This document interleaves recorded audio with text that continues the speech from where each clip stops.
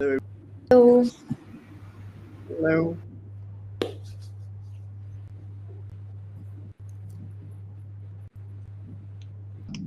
All right, awesome. Hello, everyone. Welcome to the first of many Friends of Figma virtual series, we hope. My name is Miriam. I'm a member of Friends of Figma Dubai, and I'm so excited to be hosting today's session in collaboration with LottieFiles.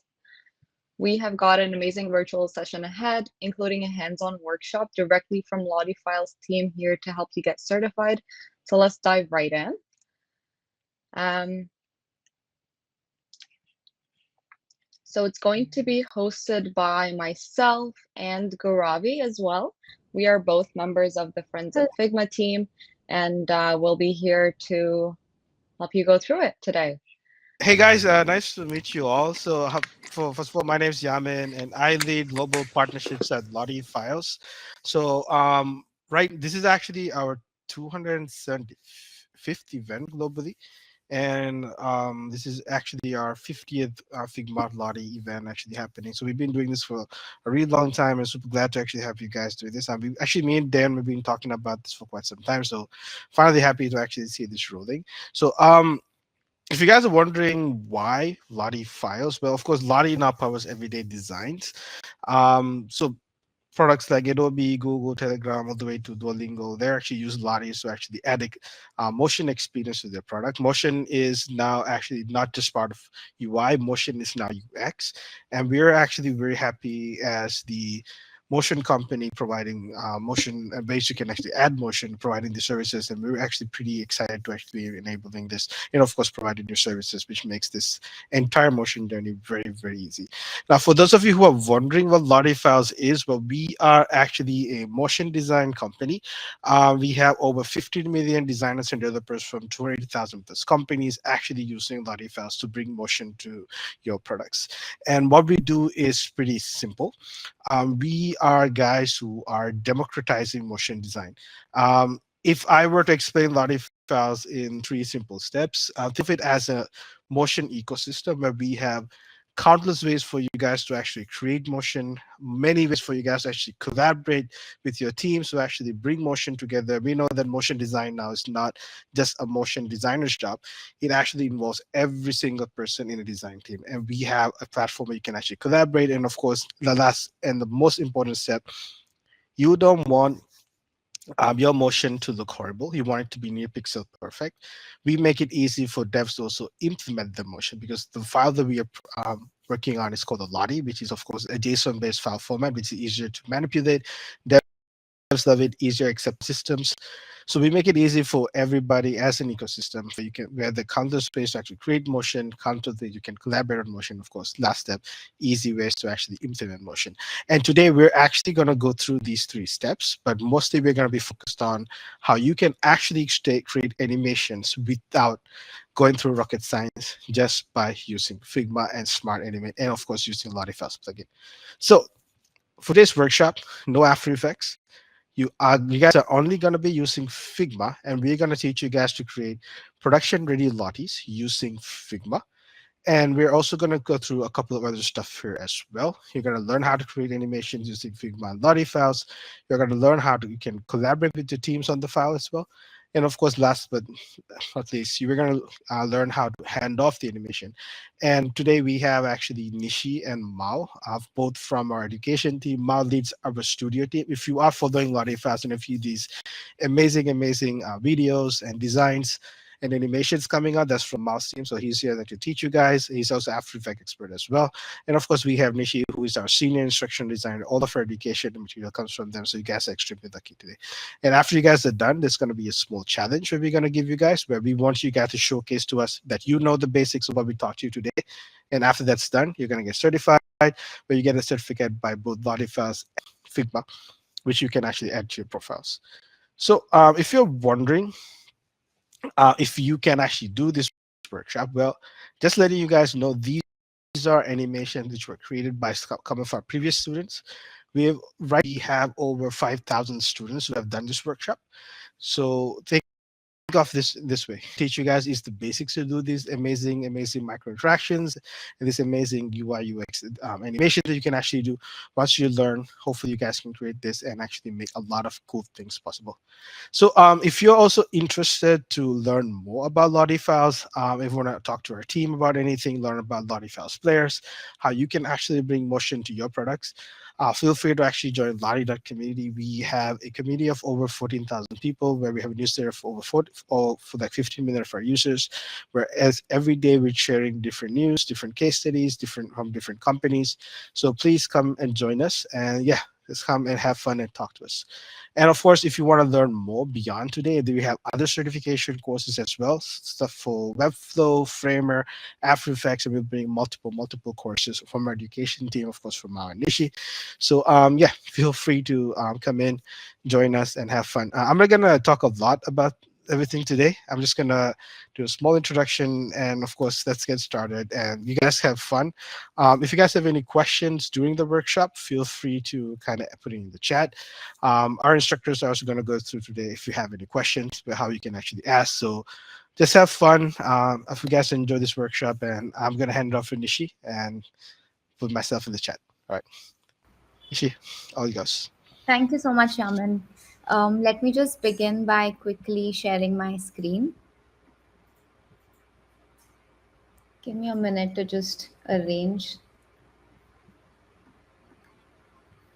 Okay, can everybody see my screen? Yeah, we can.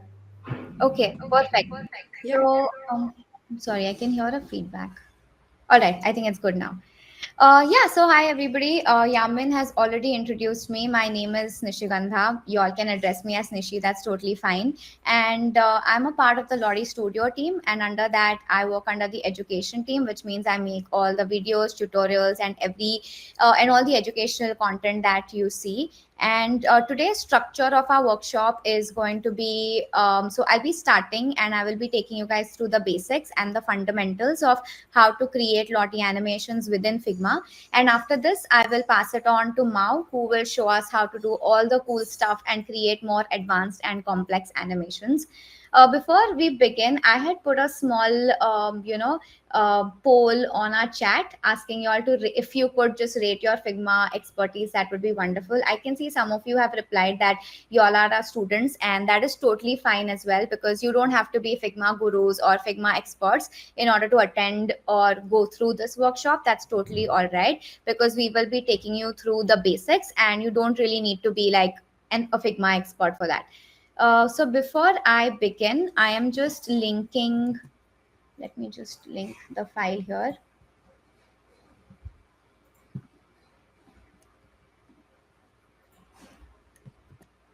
Yeah, so this is a Figma file that you can use, and this is the one that you will be able to see on my screen right now as well.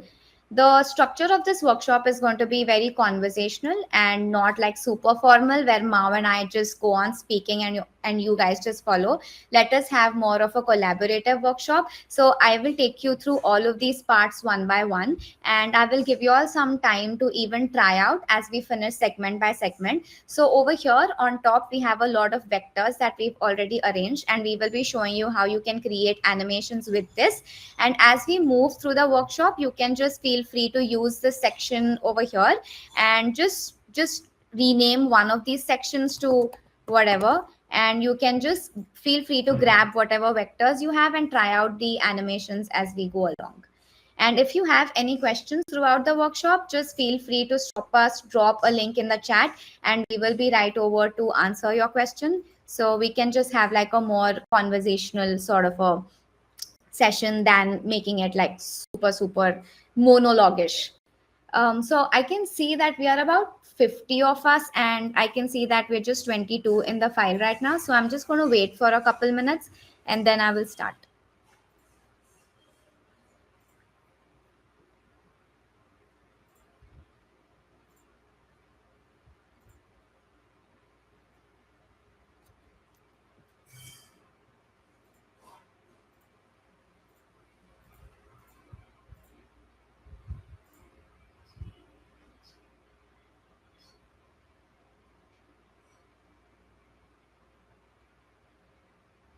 Okay, I think 29 of us are in. I'll just start and the rest can join as we move along.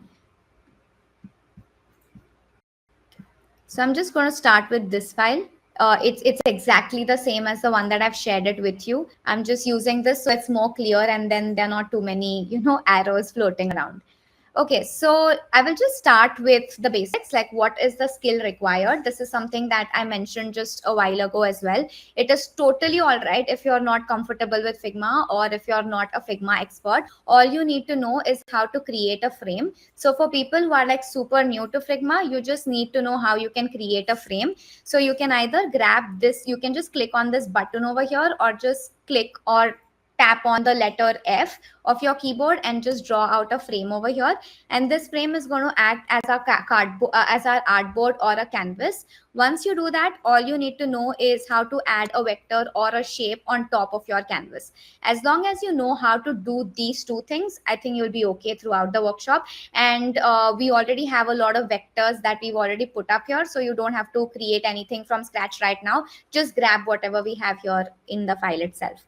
Yeah, so don't worry about the skill level. What is the level of animation we expect? Now, if you want to ask us what level of animation we expect from you in order to complete the challenge, that is something that we will be talking about towards the end of the workshop. So all the details about how to get certified, or what are the kind of animations, or what are the level of animations that is acceptable in order to get certified, all of those things we will be covering towards the end of the workshop. But if you ask us what are the kind of animations that you could expect by the end of this workshop, is here are some examples. So you can totally create something like this, something as simple as a toggle button that looks like this, or you could even create something as advanced as this cute little running Pikachu over here. And this is something that was created by one of our community members in workshops like these. So if you just understand what we're doing today, the sky is the limit. You can create any kind of animations using just Figma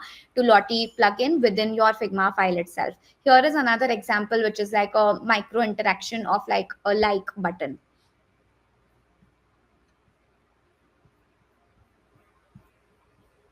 Okay. And another thing is, if you have any questions, of course, you can drop them in the chat and we will be happy to answer them. Even if you don't understand a particular segment of the workshop, that's fine too. We don't mind repeating ourselves. And like I mentioned before, just feel free to use this section here at the bottom. And if you want us to have a look at something that you're working on, and if you feel that there is some issue or you're not able to do something, just feel free to grab this comment button and you can just tag any of us, me, Mao, or Yaamin, and we can just help you figure out what's happening. So feel free to use the comments feature or just drop your questions in the chat as well. Okay, so can you show how to make it once more? Do you mean the comments part? Okay, so over here at the bottom, you will see there is a small comments icon, and this can be accessed by pressing the button key on your keyboard. C on your keyboard. So you can just grab this icon and within your section, just click here, and with the @ symbol, you can tag any of us in the file. And you can just type out your question and then just hit send. So once you do that, we'll get a notification and we'll hop right over to see how we can help you. I hope this answers your question.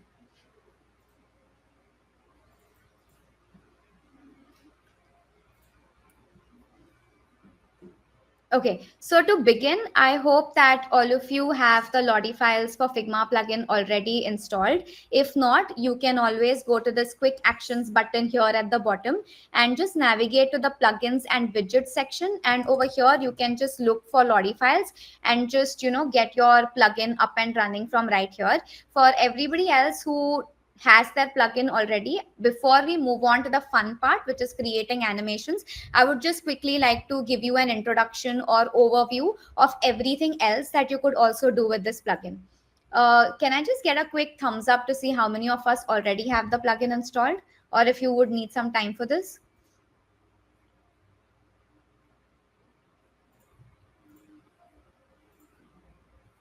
Okay, so I can see that most of you have installed it. For people who haven't, you all could take a few minutes to just install it while I take you through the different features of the plugin. So as soon as you install and open up your LottieFiles plugin, you have this first tab, which is the Discover tab, and the Discover tab will allow you to look for, so basically LottieFiles is a library where you can find a lot of animations that are completely free to use. We also have a few premium animations right here. If you're looking for something specific, you could just type out here and then just grab whatever you like. So let's say that you would like to work with this animation. So this comes in handy when you don't want to create an animation from scratch. So you can always rely on the LottieFiles library. Excuse me. So once you find an animation that you like and this is something that you would like to incorporate in your design projects, a lot of times you already have like a brand language and brand colors set up, and in order to match the brand colors, you can use this color palette option here at the bottom. You have a few presets that are already available, so just swap and see what works best for you. And if you think none of these work or match your design language, you always have an option to create your own custom palette and just match that to the animation itself. So these are a few things that you can do with the Discover Animations tab. So this part I'm just going to quickly breeze through, because apart from animations, I also want to give you an idea of the potential that is packed into this plugin. So if you don't want to create an animation from scratch, just feel free to use the LottieFiles library. Apart from that, you have a direct integration with your LottieFiles workspace, and this acts as a central hub or a central place where all your animations are stored. So let's say that Mao, me, Yaamin, and a lot of other colleagues are working on a particular project. It can all be stored inside this workspace. So if Mao makes any changes, I can just access it from here itself.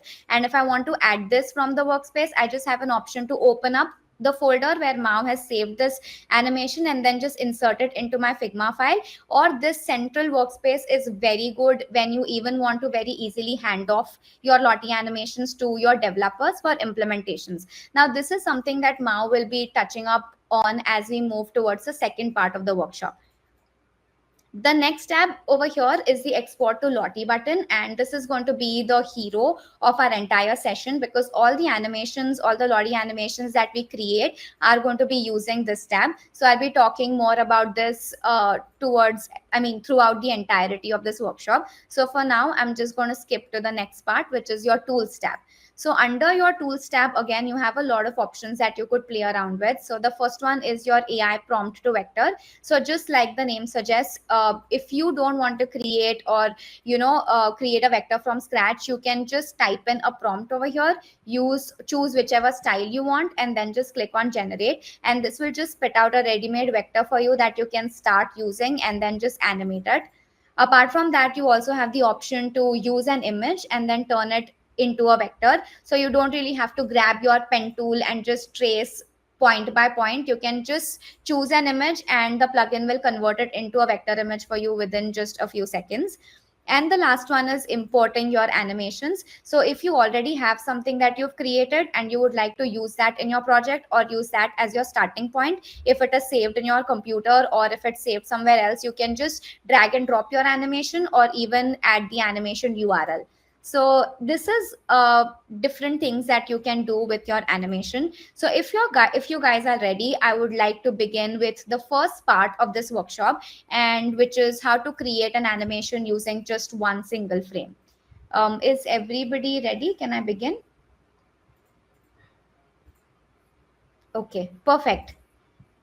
All right. So now let's say that you want to start creating a Lottie animation, and I'm going to start with like the very, very basics.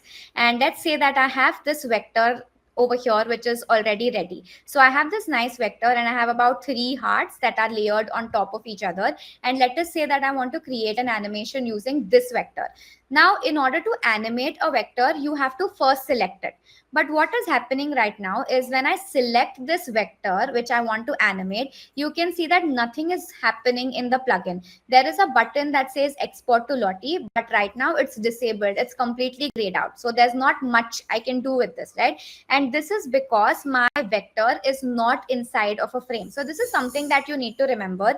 If you want to animate something, your vectors always have to be present on a frame. So let me just create one frame for you. And now what happens, the minute I grab this vector inside my frame, your button is going to be accessible. But now when I've dragged it inside this frame, I can see that my vectors are inside of it. And when I select it, the button is still not, it's still disabled, right? That is because you're choosing the vector and not the frame. So just remember that every time you need to animate, your vectors have to be inside of a frame. And in order to animate something, make sure you're choosing the frame and not the vector. So let's say that I want to animate this. So just select the frame that you would like to animate and click on export to Lottie. So as soon as you click on export to Lottie, you can see that your vectors have started moving. Now, here you just have one single frame. So I think everybody already knows that animation is nothing but a sequence of images that play one after the other, right? So in this case, there is no sequence. We don't know what is going to happen after this, right? So what the plugin does is, since it doesn't know what to do next, it is just going to choose your single frame, and it's going to give you a few presets that you can play around with. So in case the green button is not available for you, just make sure that you're selecting the frame and not the vector, because that is a common mistake that we've seen participants make across workshops. So just make sure the frame is selected, click on export to Lottie, and now you can just play around with all of these different presets that you have over here. So there are a bunch of these that you can play around with till you zero in on the one that you would like to work with. So if you ask me, for this particular vector, I really like this pulse preset because it gives me a very nice like sort of an animation over here. So with a single frame, I already have my layers that are moving. Now, apart from just selecting a preset, there are a few more options that the plugin lets me use in order to customize my animation more. So for starters, I have the duration over here. So as you can see that my animation is playing for about 20 frames. So you can see that my duration is set to 20. Sorry. And my end delay value is set to 25. So this total is the duration of my animation. Now if I want my animation to last longer, I can just increase my duration, and now you can see that the number of frames of my animation has shot up. So this will allow you to sort of determine how long you want your animation to play. Apart from that, you also have something called as the start delay and the end delay values. So let us have a look at what this actually does. So let us say that I play around with the end delay value. So by default, it is set to 25. But if I set it to 100, you can see that the duration has increased, but you can also see that the last frame of my animation is going to linger a lot longer. So what is happening when I increase my end delay value, my last frame is going to stay on for about 100 frames. It's the same thing for the start delay value also. So if I set my start delay value to, let's say, 20, then that will mean that the first frame of my animation, so in this case, because of the preset that I've chosen, it's an empty frame. So for the first 20 frames, I'm just going to have like a blank animation, and then my animation is going to begin from the 21st frame. So these are few things that you can use in order to customize your animation better. Oops. Apart from that, you also have this little speed button over here, which will allow you to speed up your animation. So you can double the speed, or you could even cut it by half. So these are a few things that you can explore using a single frame. And then you also have this option over here, which will allow you to decide how you want the layers to pop up. So you can either have it set to sequential, which is by default, that's what's happening. So by sequential, it means that the layers are playing one after the other. But if I set it to parallel, you can see all the three layers are popping in at once. So this is something that you can customize and play around with when you're animating it with a single frame.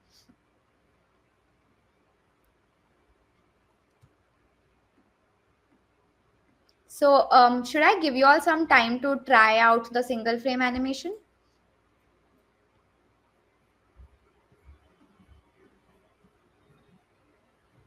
Okay.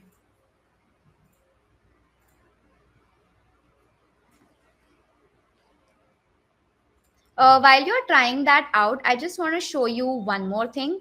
So if you see, I have a vector set up over here, which is completely made up of strokes. And this is something that you would normally see in your, iOS devices. So the same thing, it's just a single frame animation. I choose my frame, I click on export to Lottie. And this time, instead of choosing my pulse preset, I'm choosing my trim paths. And you can see that I have this nice animation, but instead of sequential, if I set it to parallel, you can see that I have an animation that is normally used on iOS devices. So you can even use the trim paths for animations or vectors that have strokes in them. Similarly, if I choose the hello one and I click on export to Lottie once again and choose trim paths, and this time let the value be remain at sequential, you can see that I have a nice animation where you feel like the word is writing itself.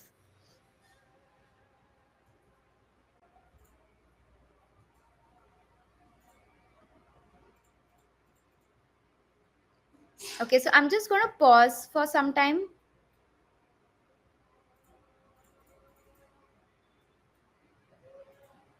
What do you mean by how do you make that text? Okay, so I'm just going to show you that once again.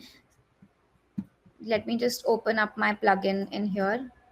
Yeah, so this, if you actually examine this vector, you can check it out in the layers. It's just one stroke. It is written using a pen tool. It is a single stroke. So if you click on the hello, nothing is going to happen. The button is not going to work for you. It's going to be gray. So make sure that you're clicking on this frame instead of the button. So click on this frame and click on export to Lottie. So once you click on export to Lottie, the first preset that is over here is going to be applied by default. But this is not how you would like your animation to play. You want the word to write itself, right? So instead of just settling at squash and stretch, which is your first preset, just click on trim paths. And the preset will do all the magic. You don't have to do anything. Just click on the frame, click on export to Lottie, and in the presets section, choose the trim path preset, and that's all. It will just work by itself. So if you want to create the vector, you can just use a pen tool and start creating strokes like this.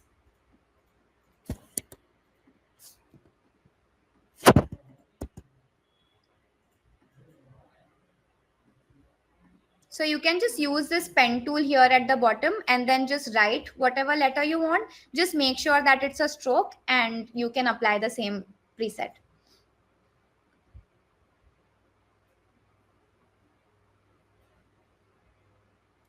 Just feel free to grab this frame. For people who are new to Figma, if you want to copy vectors or copy frames, you can just select a frame, click on command, like use Command C or Control C on your keyboard, and followed by Control V or Command V to paste the frame.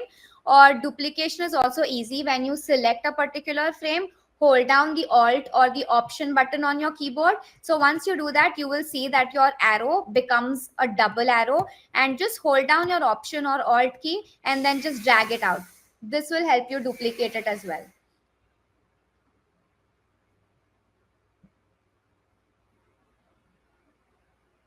So you can even work with different fonts, but you wouldn't get, the animation that you saw for hello. I will show you another example of what you could do when you have different fonts as we move a little ahead.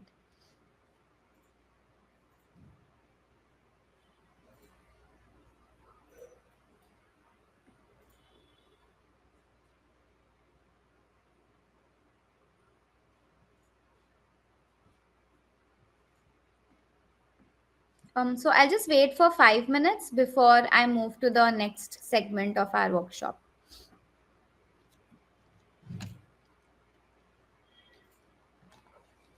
How to save the GIF to a file and save it. Okay.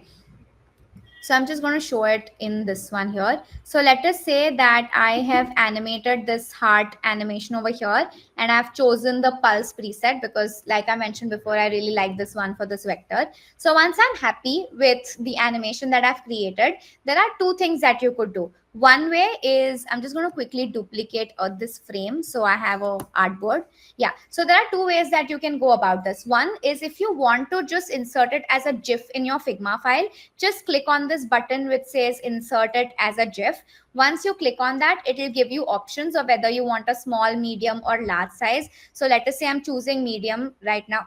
So once you choose the size, you can just click on insert as GIF and it's going to export it for you. One thing that you can keep in mind, it'll also ask you whether you want to save it to your workspace. So again, this is optional. You can choose to save it to your workspace or you can even cancel it. Now, what happens when you add a GIF into your Figma file, especially if your GIF begins or if your animation begins with an empty frame? The GIF will be inserted in your Figma file, but it won't be visible to you. So a lot of you might feel that, oh, I just inserted the GIF, but I cannot see it anymore. And that is because the first frame of my animation is blank. So if you want to make sure whether your GIF is inserted or not, just look at your layers panel to make sure that it's in your file. So once you do that, just paste it on a frame so you can preview it later. Just going to, yeah.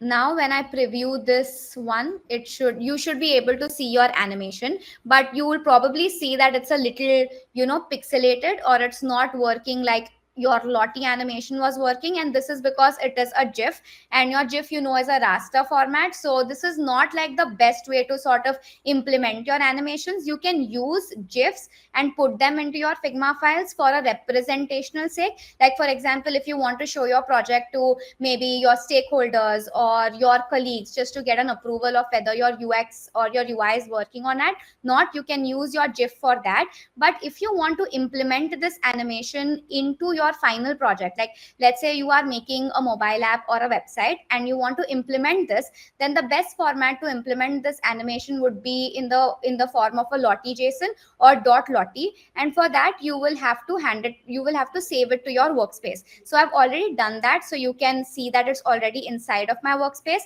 And how you can hand it off to your developer is something that Mao will be showing you when he takes you through the LottieFiles workspace.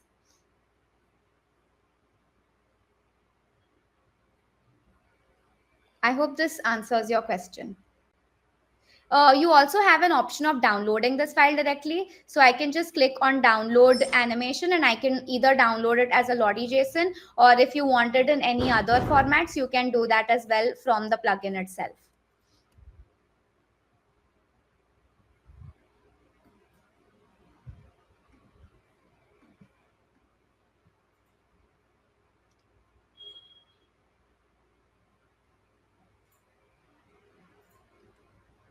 So to insert the animation that you just created, like if you've created the hello animation here, you can just click on insert as GIF and you can choose whatever size you want from here. You can just check the transparency button or on or off, and then just click on insert as GIF.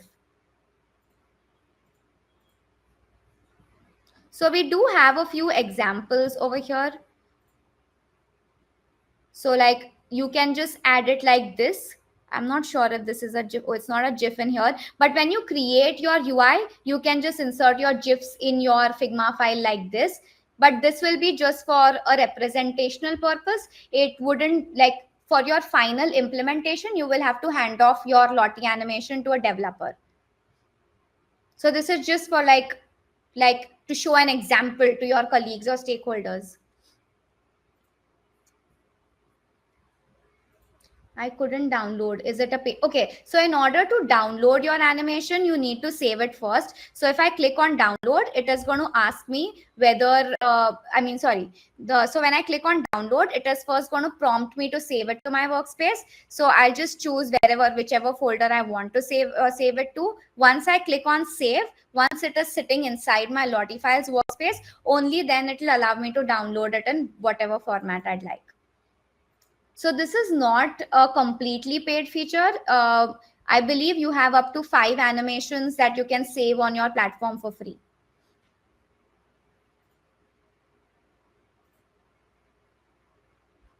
Yeah, you will need to log in to LottieFiles before you save it to your workspace. I'm sorry, I probably missed that because I've already logged in. So you can just click on this icon here on top and then you can just log into your account.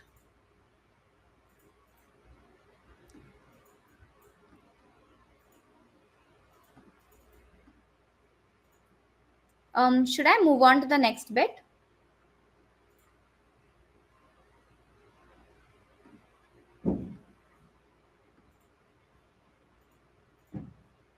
Okay, perfect. All right, so now that you know how to animate a single frame, let us say that you want more control over your animation. So what is happening right now is when I have a single frame and I click on export to Lottie, I just have a bunch of presets that I'm allowed to play around with and just choose, one that I like from all of these options that I have available. But let's say that you have a clear vision in your mind on how you would like your animation to move, or how you would like it to play, and you don't want to just rely on the presets that the plugin is giving you. So for now, let us say that I want to create an animation where I start with the same heart vector that I have over here, and as I proceed, I just want my heart to get bigger. So I want it to blow up and cover my entire frame, and then I want it to shrink once again. So what I'm going to do first is I just duplicate it. So I'm just going to close off my plugin so it's not distracting us for the first part of this. So what I did just now is, in order to show you, I just duplicated the frame that we had before. And now what I'm going to do is I'm going to create a sequence, right? So for that, I'm just going to duplicate my frame. So once again, if you want to duplicate your frame, Control C, Command C, followed by Control V or Command V, or you can simply hold down your Option or Alt key and just drag out your frame. So I know that I want this animation to last for 3 frames. So I'm just going to create 3 frames, one after the other. Now, I've already told you my direction. I want in my second frame, I want this vector to just blow up and to cover this entire screen. So that's what I do. Now in order to check how my animation works, last time when we were animating with just a single frame, I chose one frame and I clicked on export to Lottie. But this time when I have more than one frame, depends on, you can have as many frames as you like. You can have 3 frames, you can even have 50 frames, right? As many as you want, depending on your animation. So once you've created all your frames, just choose all your frames together and click on export to Lottie, and you can see that my animation now works exactly like how I had imagined it. Now, there are a few rules or a few things that you need to remember when you're animating with multiple frames. So let me start again. So the reason why I did not, I'm going to start with the first frame again. So instead of creating a new frame all over again and then creating these vectors again, I duplicated it. So there are a few obvious reasons. One being, it just saves time, right? If you are going to use the same vector, you duplicate your frames, it's a lot faster. You don't have to do the same thing again and again. But another thing that you need to keep in mind, so now you have already transitioned, or you've already progressed from creating one frame to multiple frames. So from now on, you will be working with a sequence, and there are a few rules that you need to remember. So what you have to remember is your layer structure. So what do I mean by layer structure is, if you examine this frame, you have 3 heart vectors, right? So you have heart 1, heart 2 and heart 3, and all of these have been placed one below the other. So in my second frame, I have again heart 1, heart 2 and heart 3 in the same order. So whenever you are moving or whenever you are creating an animation out of multiple frames, make sure that all the layers are present in all the frames. They have to be in the same order and they have to have the same name. So let me just quickly give you a demo. So let us say I duplicate, let's say that I duplicate the same sequence, but this time, instead of blowing up all my hearts in my second frame, I'm just going to give it this fill. So if you examine these two sequences over here, which is my sequence 1 and my sequence 2, they look exactly alike. But what happens when I animate this? It works perfectly. But when I'm animating this sequence, you can see that it's not working like the first one. And the reason being, in the second frame over here, there are no layers. So the reason for this, just to explain a little bit of a logic of why this happens and why we need to ensure the layer order and the layer hierarchy, is Figma essentially is not a traditional animation software. So you don't have your traditional playheads, you don't have your keyframes, and you don't have your timeline and all of those things, right? So how does the plugin understand how to transition? So what is happening when you use the LottieFiles for Figma plugin is, it is going to consider these layers as individual keyframes. So in this sequence, what the plugin is trying to understand is when I'm moving from frame 1 to frame 2, heart 1 in frame 1, when it moves to frame 2 here, it is blowing up. And when it goes to frame 3 again, it is shrinking, right? So that is why it is important that whenever you're moving from single to multiple, from here onwards, you'll be working with multiple frames. Just make sure that all the layers are present in all the frames, and they have to have the same name because that's how the plugin recognizes them, and they also have to be in the same order.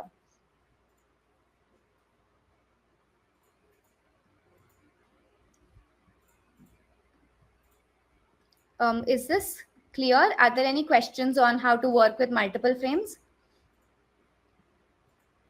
So we have an example over here that you can test out as well. Just remember to choose all the frames that you would like to animate and click on export to Lottie. So this is very similar to our single frame animation, except for having presets at the bottom. You've already given a sequence to the plugin and telling the plugin to animate it in this way. Is there a way to customize the speed? Yeah. So when you select the entire sequence and click on export to Lottie, you have this little button over here at the bottom, which will again allow you to, double its speed or slash it by half. So this is some control that you have on the speed with the plugin. Okay, so if you want to customize your speed and have more control over it, or if you want to even determine the ease values, that is something that I'll be showing in our next segment.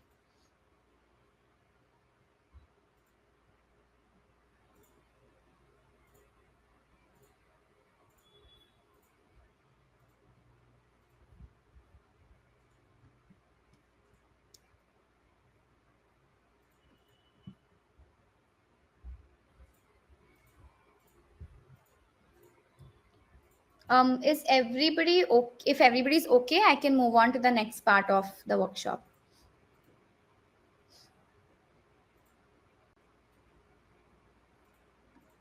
Okay, all right. Okay, so now you have already mastered single frames and multiple frames, and I would say that you've already mastered 50% of this workshop, because the next half will just, take you through the whole 100%, because after these basic parts of multiple animation, single animation, and the one that I'm going to be showing you right now, which is using prototypes, your fundamentals or your building blocks will be done. And after this, it's just, where you take it and how you would want to explore using the same fundamentals, right? So let us say that now that your multiple frame animation is done, let's say that you're hungry for more power, you want more control over your animation, right? Like somebody asked in the chat, what about ease? What if you want more control? So what I'm going to do is I'm going to use the same sequence that I created before, but before duplicating, I just want to make sure that I'm choosing the right sequence. Yes. So I'm just duplicating it over here. Let me just test. Okay, perfect.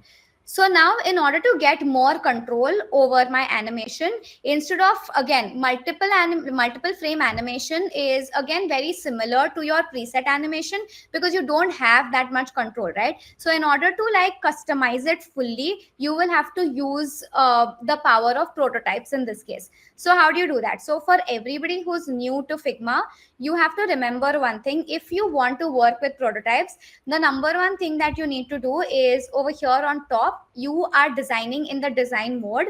If you want to switch into prototype mode, just make sure that you're clicking on the prototype button over here, because the moment you do this, you will have all the settings that are related to prototypes that will appear over here.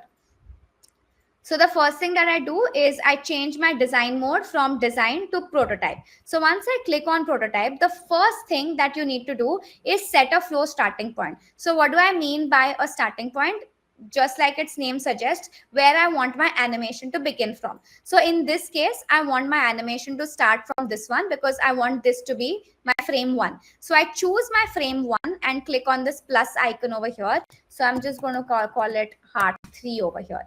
So by default, it is just going to, give you some name with probably a few digits there, but it's always a good and a healthy practice to rename your prototypes so it becomes easier, especially in this file that you're working on, because there are so many people, there are going to be a lot of prototypes and it might be a little difficult to find yours. So make sure that you name your prototypes correctly so it's easy for you to identify later. So once you have your prototype set and you've already, told the plugin and the Figma that, this is where I want my animation to begin from. Now you need to connect your frames, right? So now you want your animation to flow or transition from frame 1 to frame 2. So to do that, when you hover over a particular frame, you will see that when you're hovering over the edge, a small circle will appear here on the side, and then it will have a plus icon. So what you need to do is just click on this plus icon and drag out. So once you do that, you have like a little arrow and it will start snapping to things around it, right? So all the vectors that are around here, it will just start snapping to it. So one thing that you need to remember while prototyping is whenever you're connecting your first frame to the next frame, just make sure that it snaps to the next frame and it's not snapping to vectors, right? So when you have like large vectors, like over here you have these hearts that are really big, right? So when you're trying to connect, automatically the plugin might snap to different layers or different vectors. It might feel very tempting to just leave it off, but just make sure that you're connecting it to the frame and not the vector instead. So let me just change this. So what happens when you connect your frame 1 to frame 2? By default, you are going to have the animation value set to instant. So for now, you can just worry about one setting, that is your animation. So you just have to change your animation setting from instant to smart animate. So once you do that, you have a few default options here at the bottom, which means that your curve will be set to ease out and your duration is again set to 300 milliseconds. So let's not bother about this for now. Let's just finish connecting off our prototype and then see what it does to your animation. And then we can come back and explore these animations. So once you connect your frame 1 to 2, now it's time to connect your frame 2 to your frame 3. So once again, as I'm moving or hovering my cursor over the edge of my frame, it is snapping to my vectors. So just make sure you're clicking on this particular. See, by default, it just snapped to the vector that's on my other frame. So I'm going to have to undo this, maybe drag this a little bit so it has more distance. So once again, I'm going to choose this, move it around. It may be a little difficult, especially when you have huge vectors, but just make sure that it's snapping to the frame. Now, the beauty of Figma is it's going to remember all the settings that you did in your previous connection. So we just change instant to smart animate. So it's just replicating the same settings when I'm connecting my frame 2 to frame 3 as well. So I don't have to bother about changing the settings every time. So once you do this, let me just open up my LottieFiles for Figma plugin. And this time what you can do is you can just click on this prototype drop down and it will show you all the prototypes that are there in your file. So you can either click on the drop down and choose the prototype that you just created, or you could even click on the first frame of your prototype and click on the export to Lottie button. And you can see that our animation is working. Okay, so now you might argue that you didn't really achieve anything much because this looks exactly like your multiple frame animation, right? So this is where your customization comes into play. So what I want to do right now is, by default, all of my speed values have been assigned or left at default, which is my 300 milliseconds. So let us say that you want to start a little bit slower. So over here, I'm just going to change my 300 milliseconds to, let's say I make it 700, which is more than double. So once you make any change in your animation settings, you don't have to go back and then, choose your prototype all over again. You can just click on this little refresh button over here and it's just going to show you your updated animation. So you can see that it's starting slow, and then when it moves from frame 2 to frame 3, it's faster again. Apart from that, you can also customize these the curve values here as well. So by default, it's set to ease out. So maybe you could say something like ease in and out and refresh again. And you can see that your animation looks a whole lot different. So this is what prototypes enable you to do. It will allow you to customize your animation further and give you more control over different elements. So if you look at this file over here, the one that I've shared with all of you, over here in the prototype section, just feel free to examine all of these connections so you will get an idea of how different settings work. Now if I play this animation, you can see that when it's moving towards the end, it's got that little bounce to it, and that is because when you examine this, you can see that the curve is set to the bouncy setting. So you can just play around with different settings in order to get the animation that you like. Here is another one that we had created. So this is similar to, or this is recreated like the one that you have on Google. So you can see that this entire animation has been created by just creating a sequence of vectors and then connecting them using prototypes. So you can see, you can just examine the settings so you know how this has been made. Just one more rule to remember, just a recap, that make sure that all the layers are present in all the frames. They should have the same name and they should be in the same order. Now one more thing that so this is a question that we get asked a lot, that let us say that we want a particular element to come into our animation a little bit later. Now if you take the Google example over here, let's say that you want the green ball to appear a little later. You don't want it to start or appear from the first frame itself. So I told you that you cannot delete it, right? Because it is important to maintain the layer structure. So one hack to go around it is you can just choose the vector that you don't want to be seen in frame 1, and you can just set the opacity to 0. You can just refresh your animation and you can see that your green dot appears from frame number 4 instead of it appearing from frame 1 itself. So there are small workarounds that you can explore. If you look at your file, we have also linked it to another Figma file that has a lot of examples. So I'm just going to share this. You can just click on that link and it will take you to this file. So over here, we have a lot of animations that you could check out. Some of these have been made by our internal team and some of them are made by our community members or even explored in workshops like this. So for example, we have this one, which is a Pac-Man animation. Then we have a toggle button over here. This is another cool animation because this is like your Twitter like button over here. So somebody was asking me about animating using fonts. So you can examine this file and you can see that we have used different fonts over here. When you are animating using fonts, it's always best to use like one font family and then explore different weights. That gives you the best results. And then you have a nice Squid Game animation over here, which our motion expert Mao has made. So this is like a combination of 3 prototype animations. He will show you how to combine different prototypes to create a complex animation towards the later half of the session. You can just play around with all of these Figma settings like layer blurs, gradients, to just get like really cool advanced animations.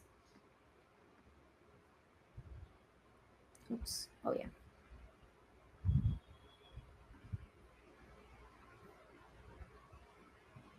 So just feel free to play around with this. I mean, just feel free to look at these examples over here.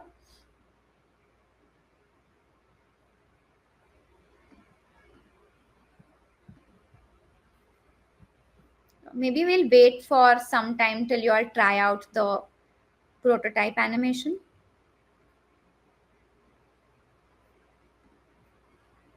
I can see some really cool stuff already in the works here.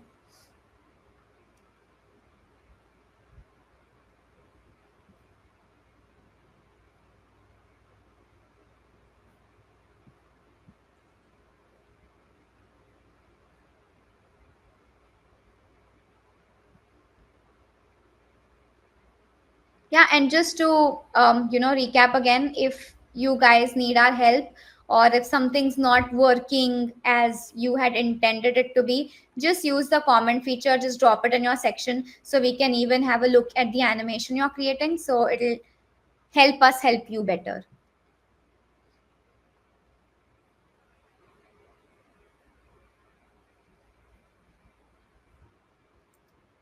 So the ones that we did just now with animating using prototypes, multiple frames and single frames, these are all the building blocks that you need in order to create whatever you want to create. So once you've like figured out how to do this, I think sky is the limit for you all to explore.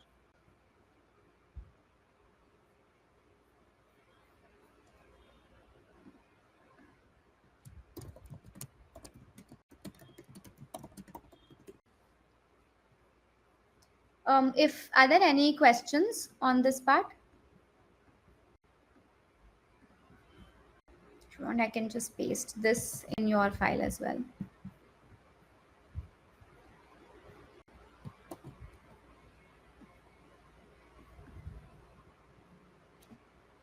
Okay, if not, I can just hand it off to Mao, because that's where the session will actually start getting interesting, because he's going to show you how to execute all the cool stuff. Thank you so much, Nishi. I think everyone here is now an expert already. I can see there's no more questions. But yeah, the next part I'm going to show is going to be a little bit technical, and how, like Nishi mentioned, you can combine multiple prototype animations to make any scenes or complex animations itself. So yeah, by the way, Mao here. I am a motion designer myself, so my go-to application every day is After Effects, but I have been using Figma to do UI animations, and it seems faster, and it works so much better when you're actually exporting UI animations through Figma. So the biggest challenge when you are actually creating animations for UI projects in Figma is that you don't see a timeline. You're only limited to the prototypes that you can connect and the timing that is actually uh, given in them. So you have to do a little bit of math while you're doing animations to determine, okay, how long is my animation going to be, and how short some of the animations that you can combine is going to be. So I'm going to share my screen and start showing that right away. Okay, let me know if my screen is visible. Yeah, it's visible. Yep, we can see it. Okay, perfect. Cool. So here on the second section that says animate along, this says loaders, onboarding, and buttons. And of course, you can actually do much more than that. You can create splash screens, and you can actually create animations that would live inside different parts of your web page or even in your website. But yeah, let's start with something like a loader. For example, this is a screen that we made for something like a home vacuum, where it has a lot of buttons, including a battery tracker that, imagine this thing as it's charging up, it's getting fuller, and sort of showing a UI animation of the battery being charged, right? So we can actually create that in Figma itself, export it as a Lottie, and then use that inside the app.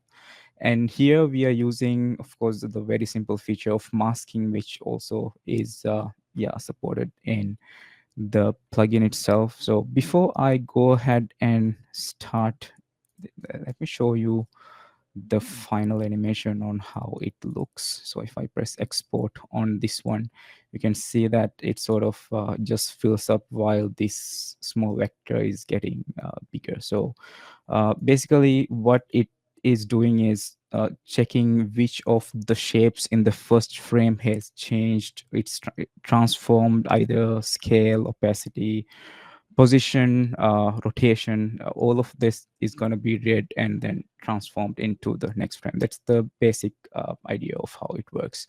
Now, if you have been using Figma for a long time, and if you have been prototyping, there are small little things that you need to keep in mind, that Figma prototype animations doesn't exactly reflect inside a Lottie itself. There are small little things that you need to keep in mind. For example, up here, when you are adding interaction trigger, this screen is what you're going to be seeing when you click here.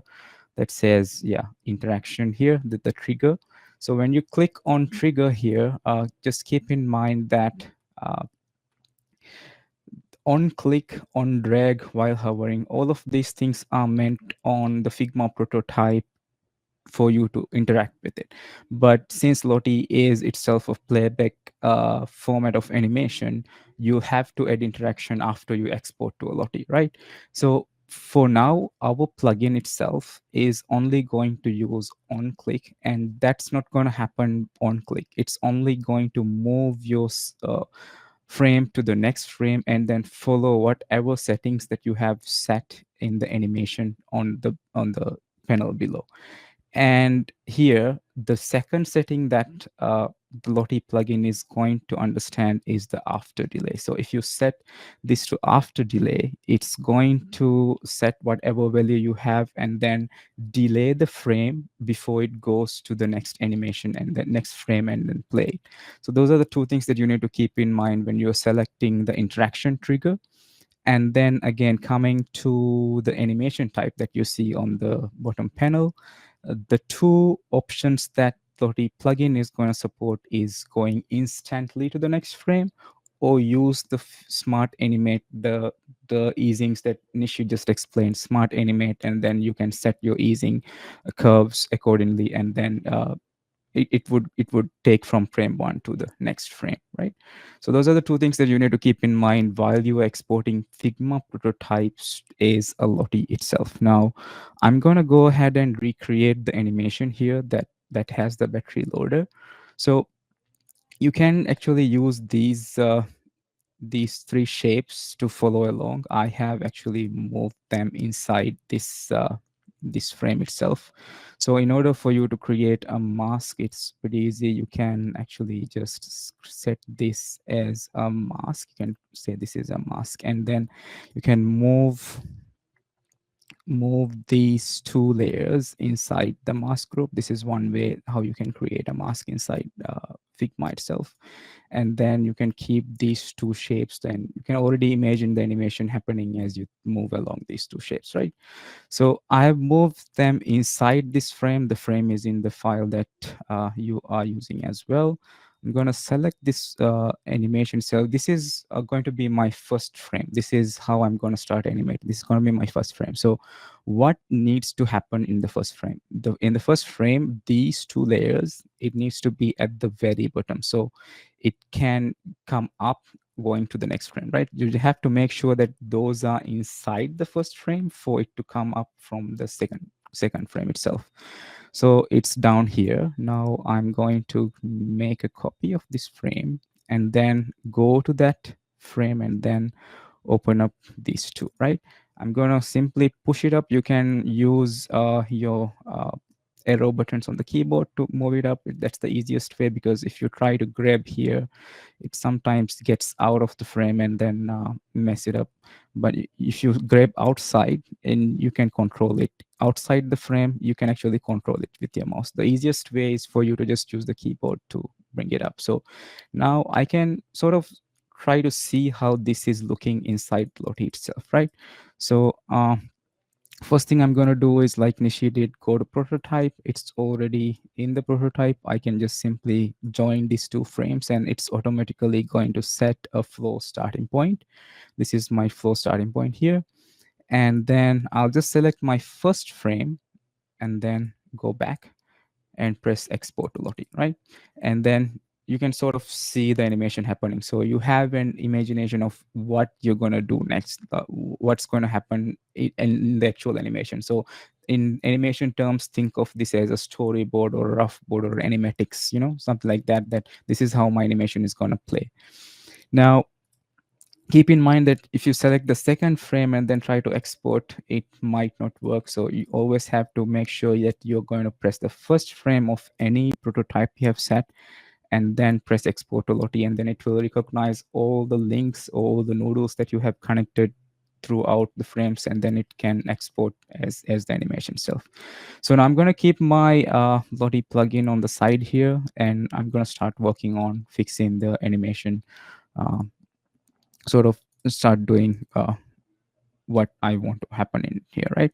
So here I'm selecting one of these wave layers, and then I'm going to move it over to my left. This was the one on the very right. You can't see it while it's happening, but yeah, if you when you keep pressing onto the left arrow, the wave layer would keep moving to the left. I'm going to select my second wave layer, which is on the left, as you can see here. Then I'm going to move it all the way to my right. You can see from the top here that the layer is moving. So now what happened was, this is the Figma is itself showing the same layer in my first frame as well. So you can see that on the first frame itself, the layer is on my bottom left, and then the layer is on the second frame, the layer is on my top right. So if I select the second one, you can see that it's on the bottom right, and on the second frame the layer is on the top left, right?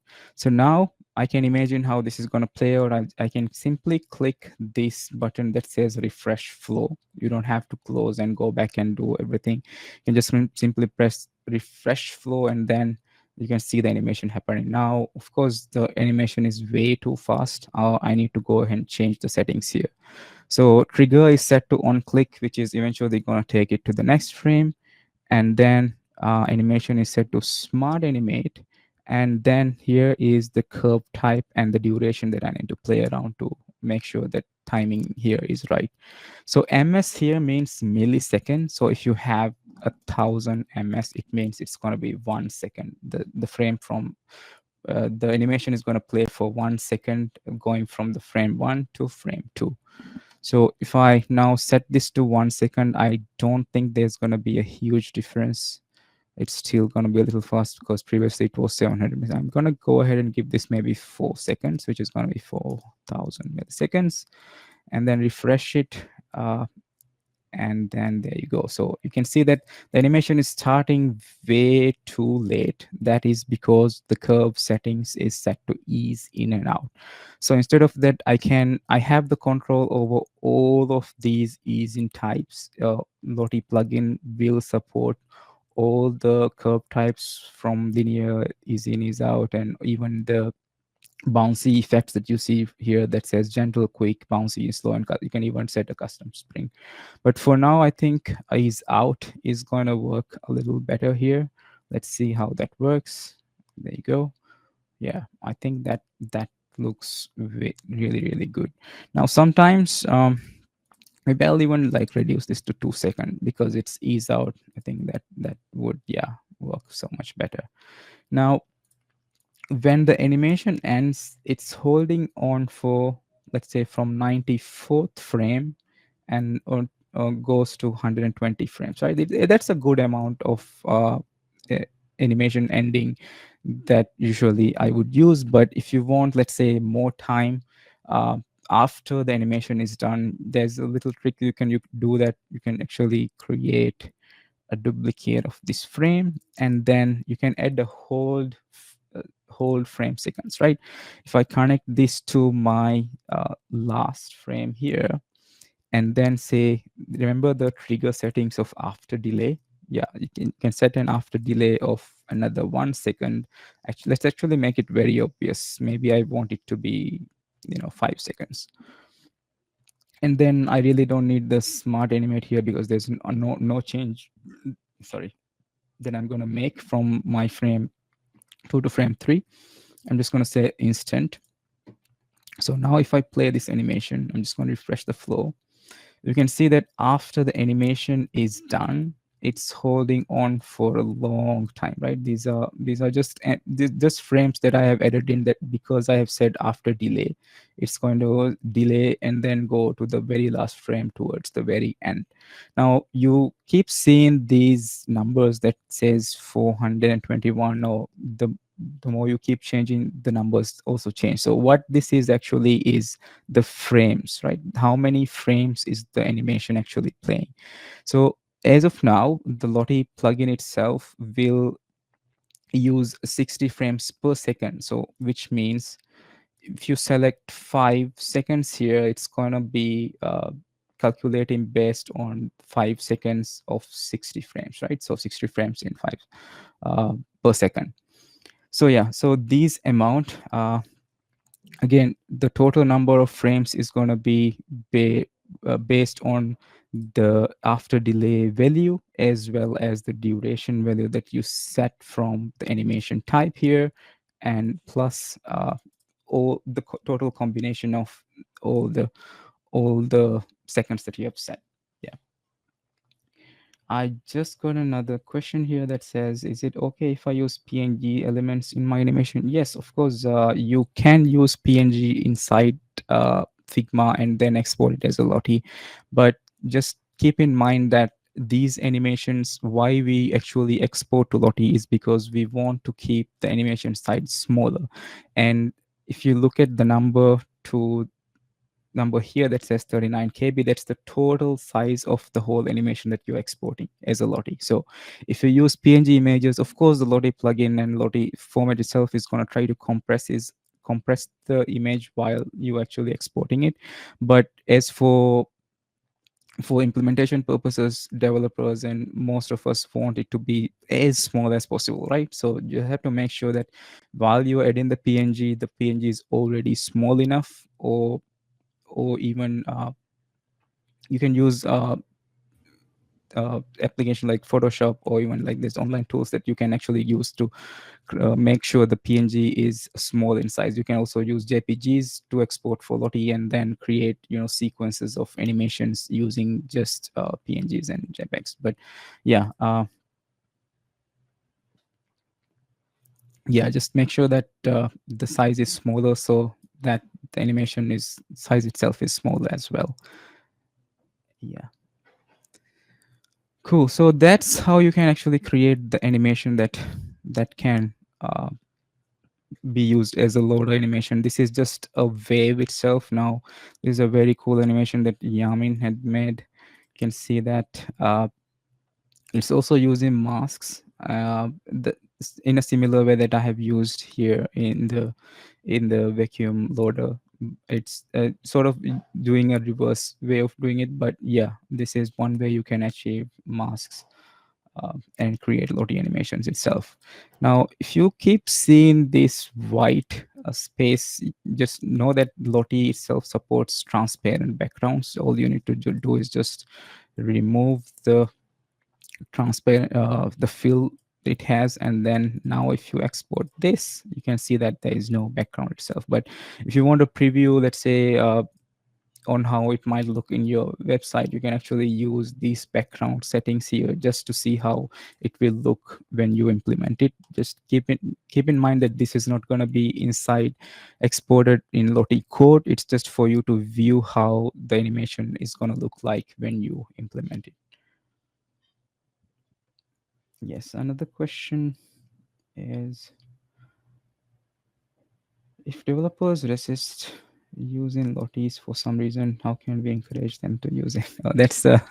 That's one of the reasons why we have these workshops on how to actually convince the developers on use how to use Lottie itself. So there are so many guides, and even if you go to, I'm gonna show them how you can actually export these and then share these and hand it off to developers the most easiest way possible, for you to just give them a link saying, hey, this is how the Lottie should look like.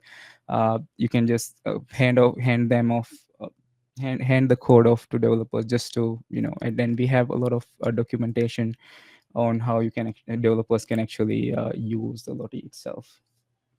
I'm going to touch that towards the end of the session. Can I show the prototype setting here? Yeah, so I'm going to show once again, touch on how the triggers is working. So when you select your interaction here itself, you have the trigger on click, the action. Usually the action is automatically set to navigate to the next frame itself. We don't change this because that's the default action that's going to be set up when you click and drag from one frame to the other. The next one here is the animation. We currently only support smart animate and instant. Instant is gonna immediately send the set the animation to go from the frame one to the frame second frame without any animation itself. It's gonna uh, play the animation itself. So this is when you set instant, this is helpful when you are creating, for example, let's say uh, frame by frame animations where you add each frame of the animation and then create a whole set of frames and then create animation itself. But we usually stick with smart animate, which has the option of all the linear, all the curve types, linear, easy, into the gentle, quick, bouncy, and slow. And then here is where you can set the duration of between the two frames, the animation between the yeah two frames animation, how long it should be. Those are the prototype settings that you need to keep in mind while you are animating.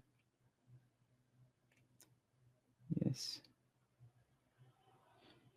thank you, Gabriel, for those comments there. Cool. Any other questions before we move to the next section?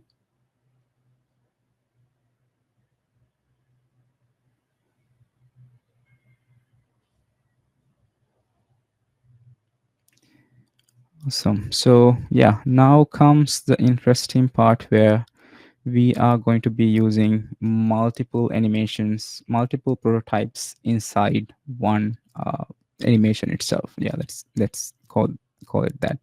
So this is where you are going to be animating a lot of prototypes, different prototypes, and then combining them into one single animation. In animation terms or motion terms, this is where you can create sub compositions or nested scenes. If you're working with, let's say, for example, Premiere Pro, After Effects, this is going to be the similar uh, sort of way of how you can actually do that in Figma itself. Now I'm going to be animating the cabin that you see here in this UI itself. Idea is for me to create this house animation, the wave at the back, and the sun to have an animation as well. I'm gonna go back here and then keep it here. So this is my scene. This is where I want all the animations to be hosted inside. So now I'm going to go ahead and simply create prototypes with all of these frames that I have up here, right? So I can just simply create a prototype right away. Not gonna do a lot of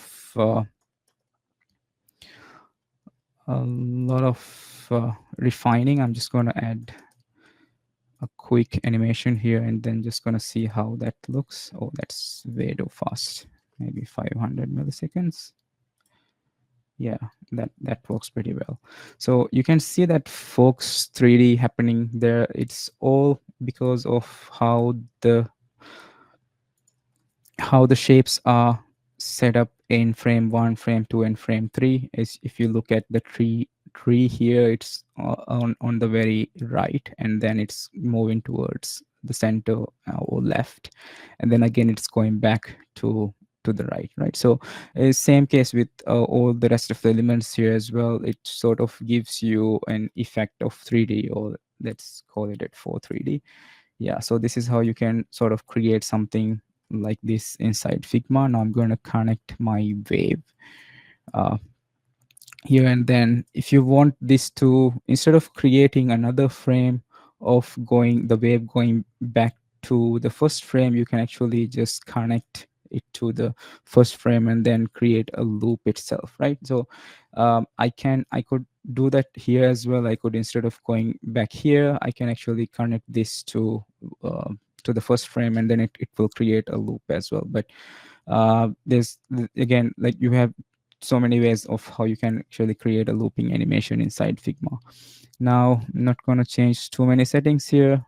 Again, just connect all of this, and then maybe I want this sun to go back to the first frame.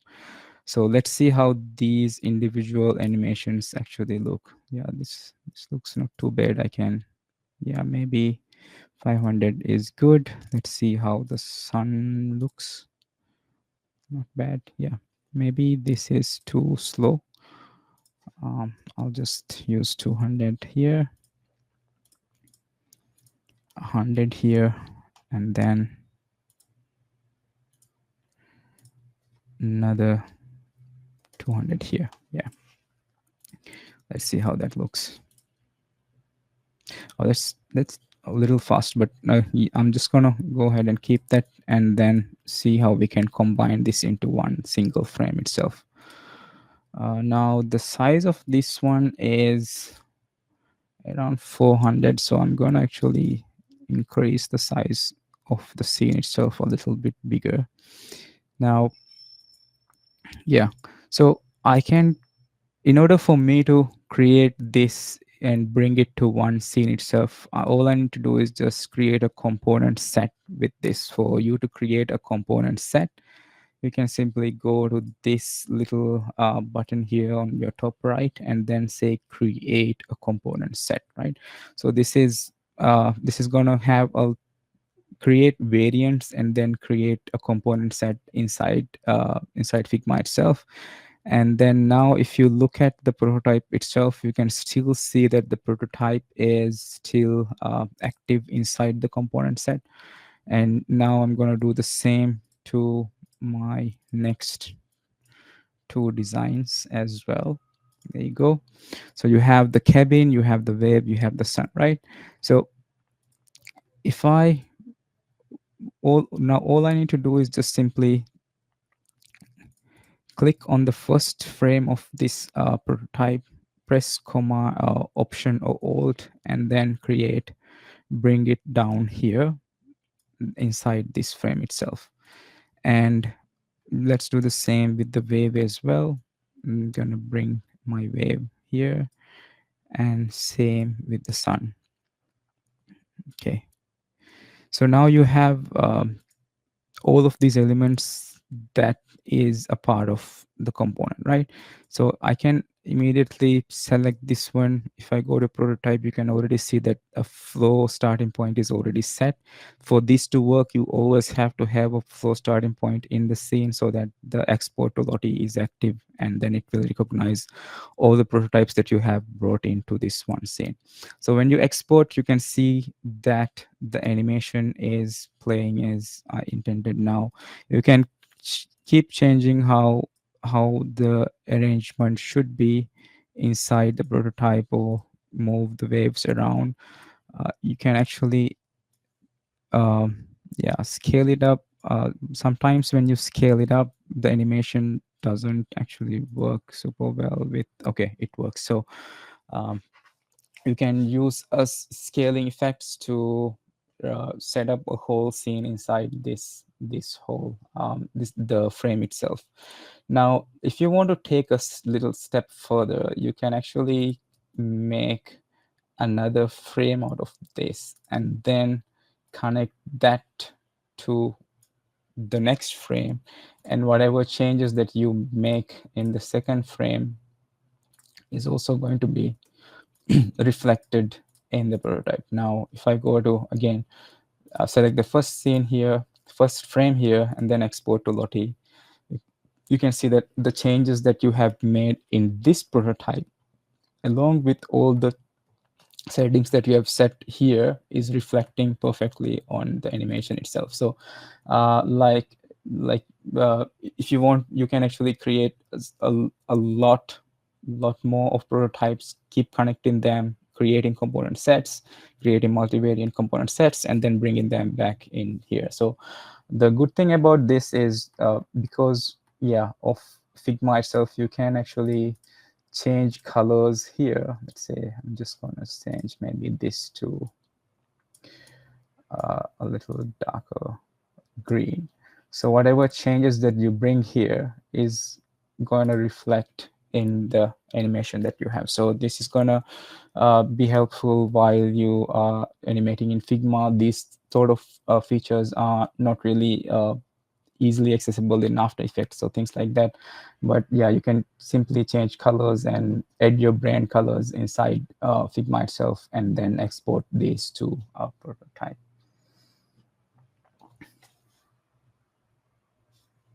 Awesome. Any questions? Oh, I might have missed some of the questions. Yeah, Nishi helped to answer them. Thanks, Nishi. Cool. So I know this is a little bit of an advanced way of how you can actually create animations that are a little bit more complex than your regular animations. Now, you might ask, why do I need to create multiple prototypes to create an animation like this, while you can do everything that I just did inside one animation, right?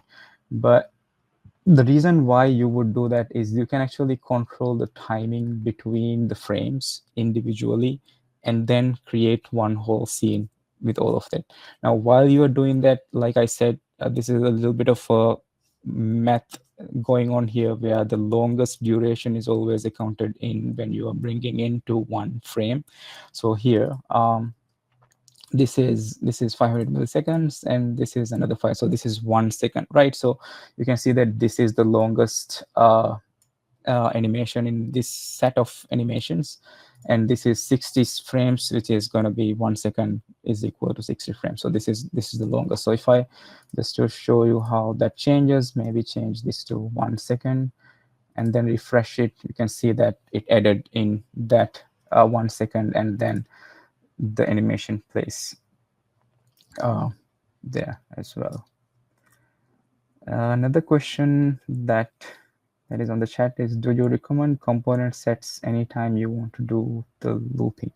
So if you want to do looping, you don't have to create component sets. You can actually create loops without having to have a component set. For example, here I could connect this back to frame 1, and then this is already a loop, right? You don't need to create a component set to have that looping effect. And then it's gonna, yeah, sort of, maybe this is a little too slow. I'm just going to take it to 1 second and then loop it back again to 1 second. Just say it's 500 milliseconds. Yeah, there you go. So if it's way too fast, but you can see that the loop is happening. Yeah. Okay. All right. So that's pretty much how you can create multi-component animations or complex animations, and then create animations such as these at the bottom here. This is an app that we created that says red fund transport, or it's more like a cash flow app. So you can create animations. We have made few animations that's going to go inside here. For example, the first screen that you can see here has sort of a animation of a person snapping a picture of the receipt. So we made that animation down here using just simple prototype itself. If I export to this, you can see that all the path animations that changes in the path will also reflect while you are setting prototype animations. So the second one here is sort of tapping it on to sort of a reader here. So that is also one single animation which is going back. Here there's a little bit of an error happening, but we can look into it. When you are using text, sometimes the plugin doesn't exactly export the text. In most cases, I would recommend for you to convert these to the outlines before you are exporting Lotties to make the text work perfectly in these situations. Now here is the third animations, which has a lot of layers happening, and you can see that let me play the animation first here. So oops, it doesn't have a flow starting point. I need to add a flow starting point for me to see the actual animation. So I'm gonna just go to card animation and then press export. Oh, something else is going on. Oh, there you go. Yeah, so it's sort of like giving a little bit of a shake and then moving to the right while the the bottom card is sort of revealing itself. It has three different animations. Of course, the first one is the present, that is giving it a little bit of a shake, and then it's moving from here to the right while it's opening up as well, right? So yeah, I think that's the longest sequence in this set. And then the second one here is the card, which is sort of revealing from this frame to the second frame. And just keep in mind that even in the first frame, uh, the the card is there together with the text in it, and then it's expanding uh, to the timing of this present itself. And the stars here is also working in a similar way. So all of them combined is what you get here, and this is going to be living inside this part of the app itself. So you can keep creating Figma animations that actually works pretty well inside these apps and have a lot of animations combined together. Yep. Another question that we have is, if you want to make cool animations you want to share on social media, what's the best method to export it with a Lottie? So you can actually create animations here and then export them to the workspace, where you'll be able to download them as even in the plugin itself. You have the option for you to export the download the animation after you sorry, insert as GIF. Yeah, you can use the workspace itself to export this as a Lottie, and then you can download them as GIFs, MP4s, and MOVs inside the platform itself. Now I'm going to go ahead and show you how you can actually do that. Before going to the platform side of the session itself, I'm going to show you a few more supported features, which include texts and gradients, that like I have explained before. Now, when you're exporting gradients, sometimes we do get a lot of errors on the gradients not being exported the right way. So when you're actually exporting gradients, let's just create a frame right here. And then I'm going to add a shape like a rectangle, which has a gradient, and add maybe some colors.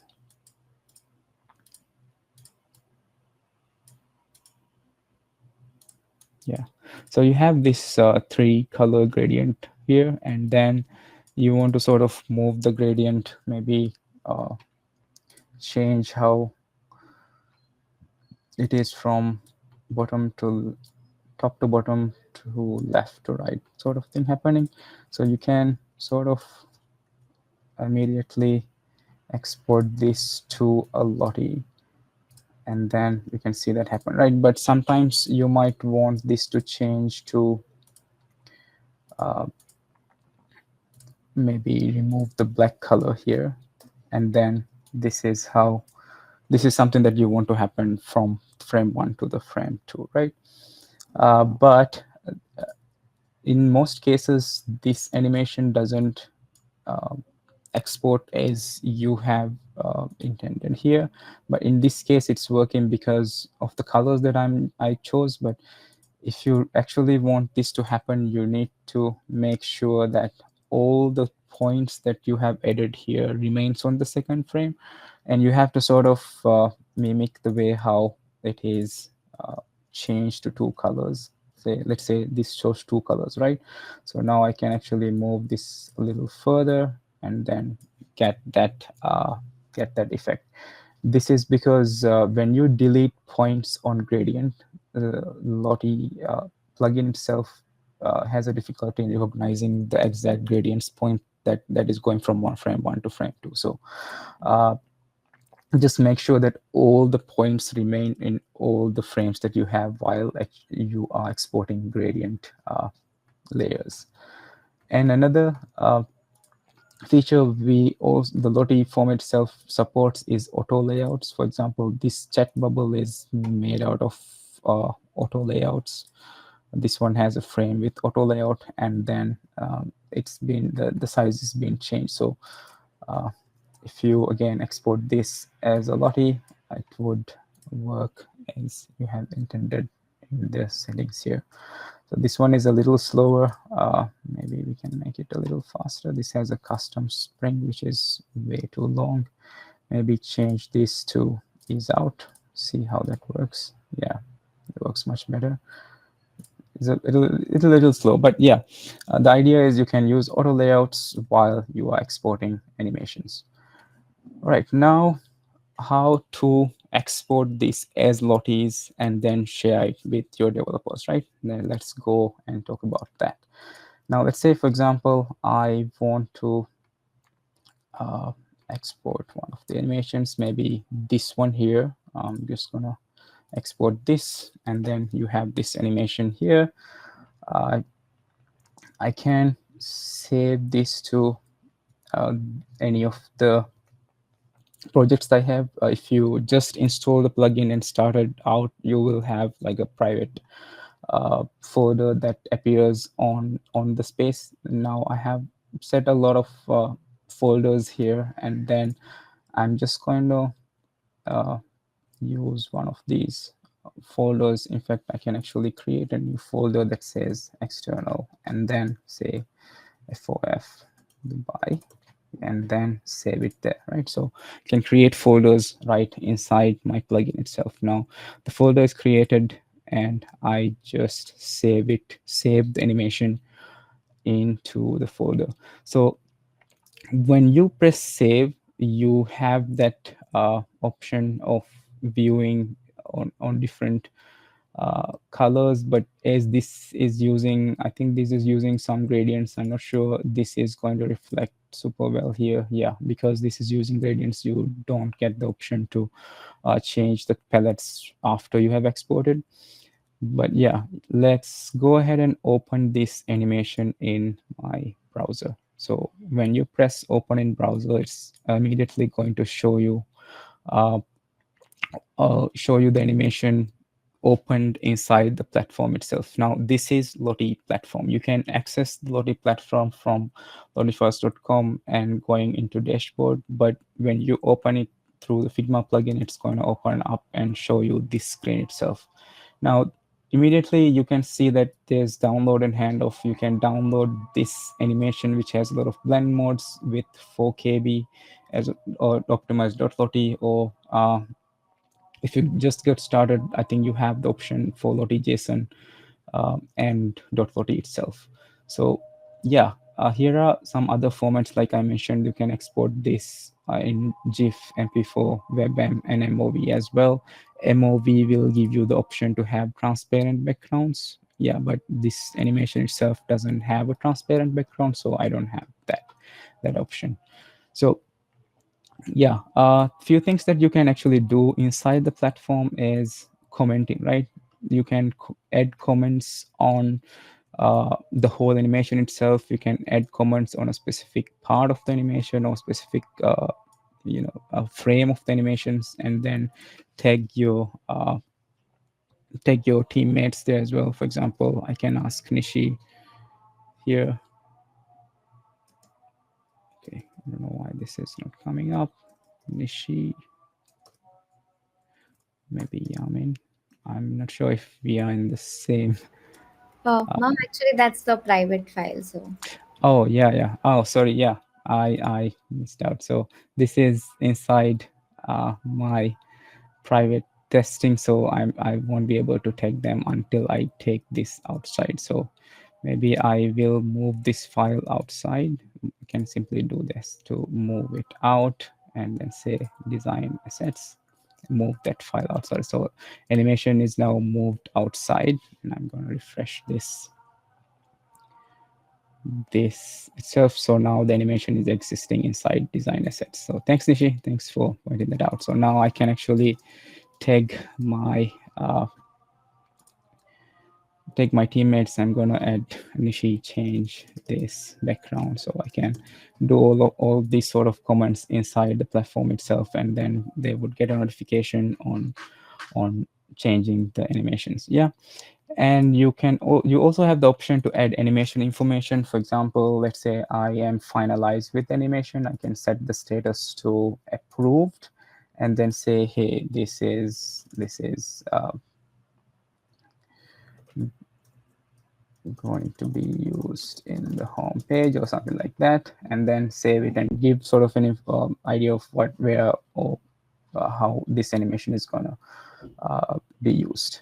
And you also have the option to add tags, and immediately you will see some of the tag options that you can use.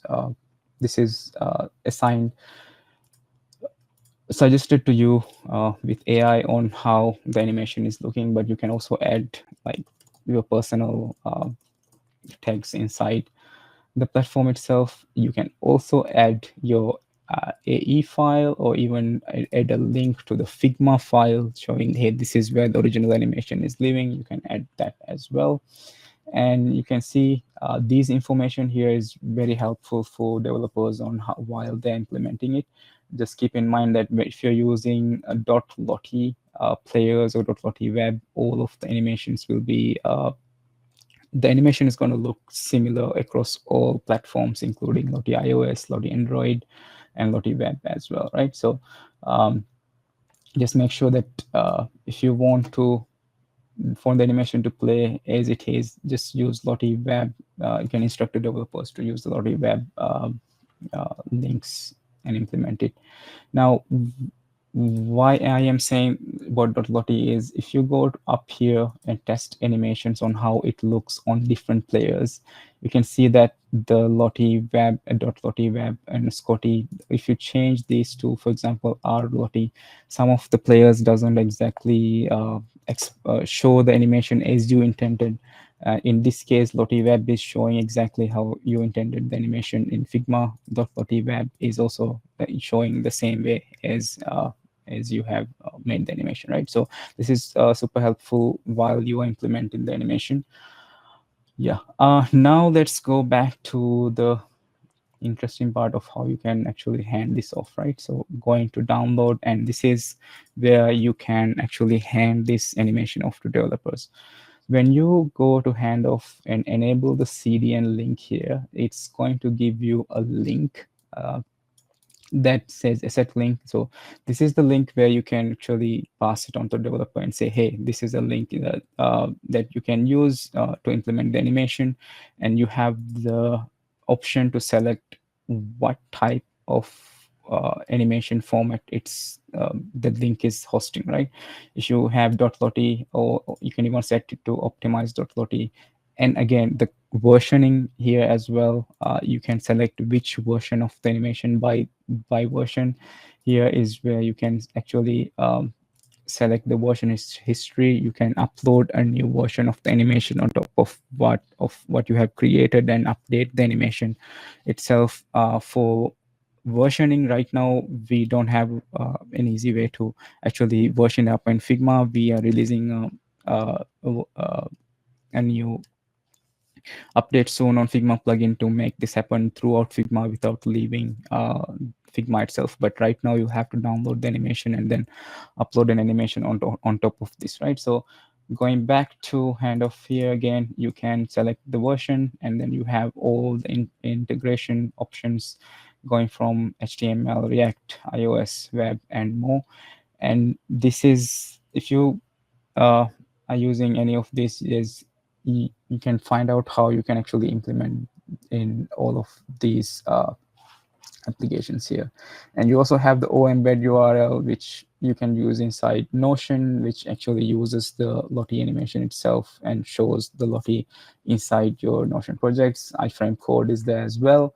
So this is how you can easily hand this off to the developer. Now, I'm going to show a little bit more on how you can actually customize the animation a little bit, the code a little bit before you actually hand it off.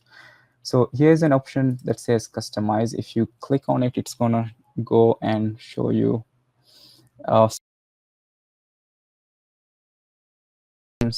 auto looping. Or the preview here is, I think, a little different. Maybe I am going to use another animation, see how that works. I think this one works pretty well. Now I'm gonna hand this off and again, yeah, show you how you can customize this animation. Yeah, there you go.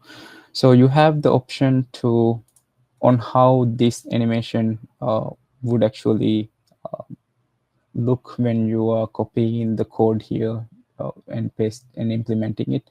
You can bounce the animation. It doesn't look, there's not much of a difference that you can see here. There's a reverse bounce. You can play forward. I'm going to keep it at play forward. You can even uh,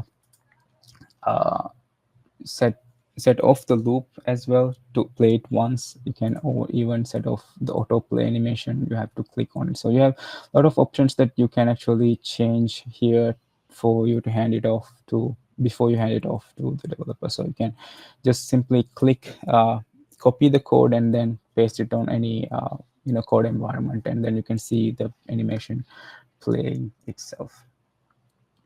Cool. Yeah.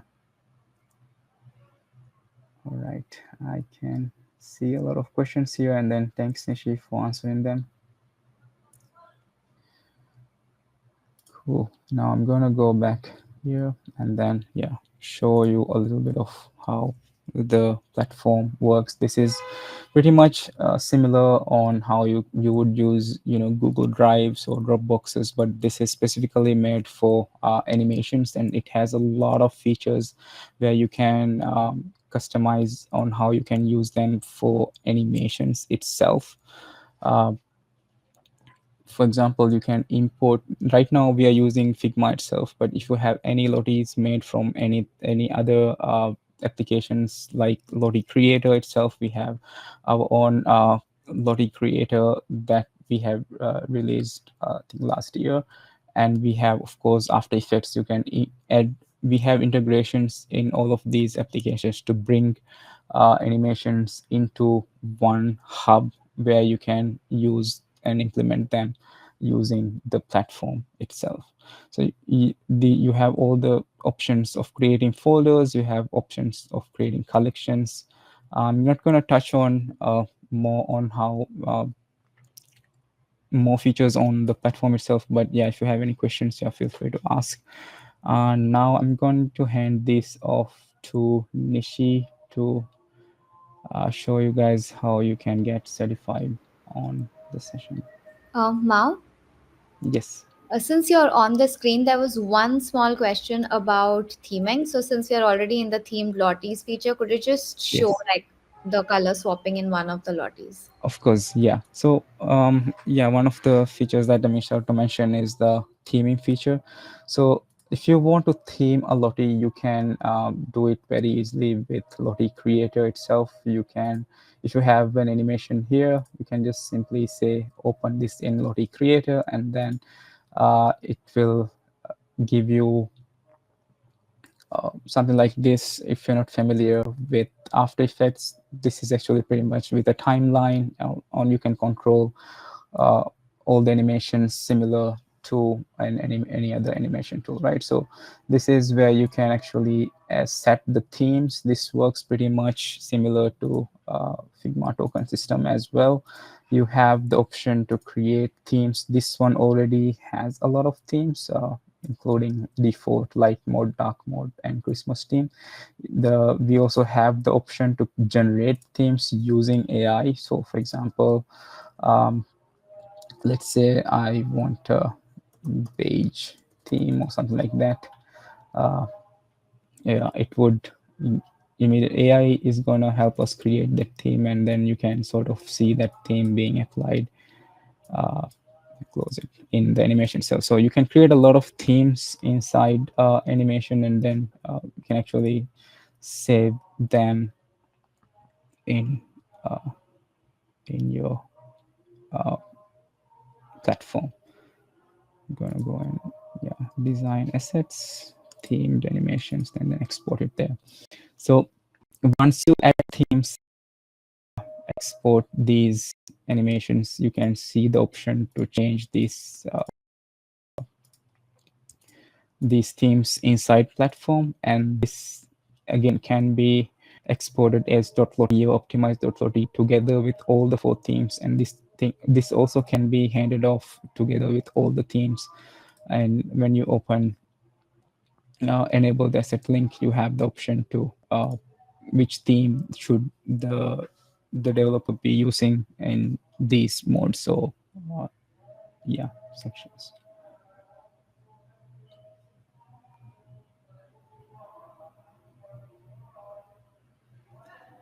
Is there any other questions that I might have missed, Nishi? I think there is one about images and like what would be the best practice of taking vectors, whether it's from Illustrator or Procreate. I think Mao, you would be the best person to answer this. Best images or well, most cases, me and my team, we have been using Figma for a long time. So if you we have been using Figma to create the vectors itself and then creating these animations, but in a different flow. For example, if you're using After Effects, you might use Illustrator or Procreate to bring them. In Procreate, you can actually create the animation itself. So again, uh, Lottie is meant for vector-based animations, but then again, you can use raster images as PNGs and JPEGs. But like I said, you need to have a little bit of, you have to make sure the images are compressed before you bring in, or again, Lottie is going to do a little bit of compression, but for you to have that smaller size of Lottie animations, I would always recommend to use vector layers, which can be SVGs as well, or Figma vector layers, which you can export again as SVGs. So yeah, Lottie itself is a vector based animation format. It's always best to use vectors if it is from Figma or Illustrator. Yeah.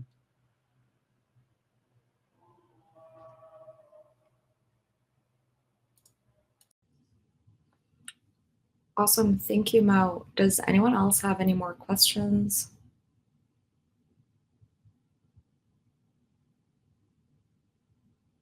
No?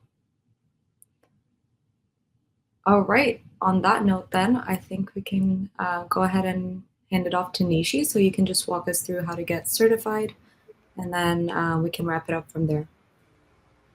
Okay, thank you. So in the same file that I have shared with you, you have another page which is called the final challenge. And right over here, you will be able to find all the details related to how you could get certified. So first things first, there is no theme. Our theme for this challenge is absolutely open. So you can create whatever animation you would like. It can be anything. There are just 2 criteria. One is that we do not accept single frame or just multiple frame animations.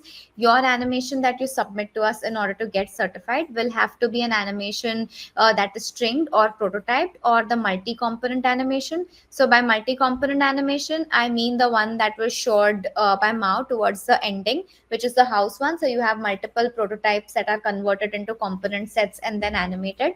So anything from prototypes and up is something that we would be accepting. Another thing to keep in mind is we know that this file is full of different vectors that our team and some community members have been created. So try not to use the exact same vectors or exact same sequences to create your animations. Even if you are using our vectors, that's fine, but try to make them original, give it your own twist or give it your own spin. um, the submission guidelines for this would be, we will be giving you about a week's time, so that comes up to about 3rd of August 11:59 p.m. So just make sure that you are submitting your animation during before the 3rd of August 11:59.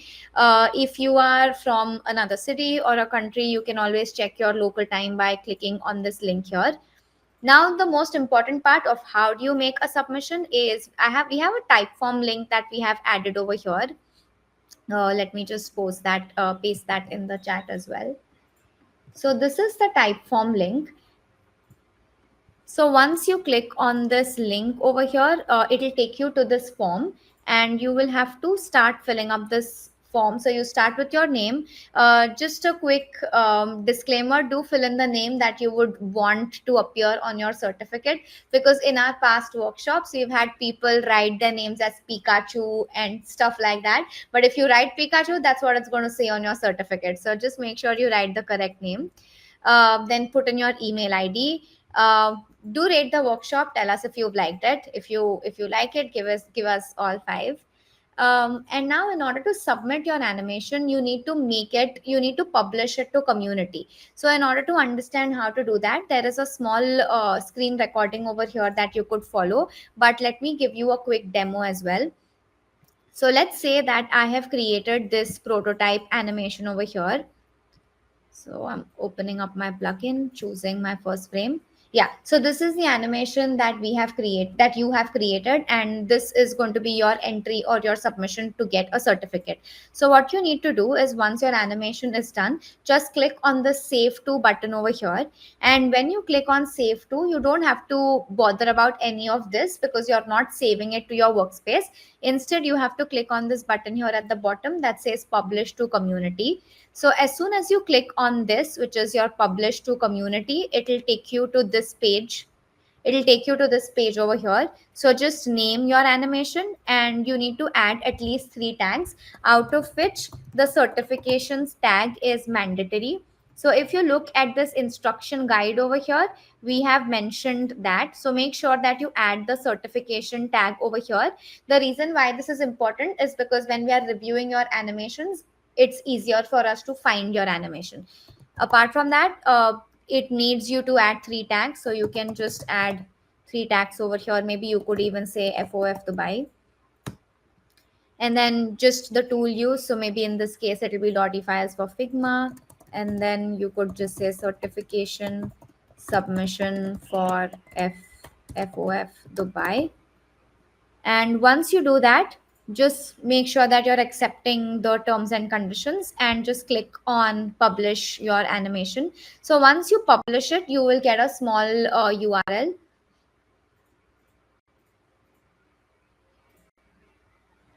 Just waiting for this to happen.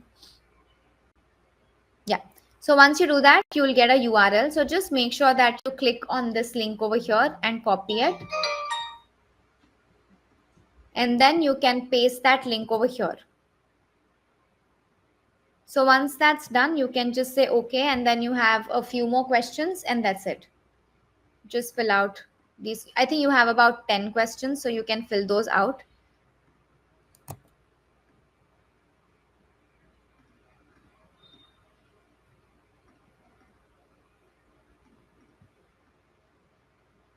Yeah, and you could just add your profile over here, and this is the last question, and then just submit the type form.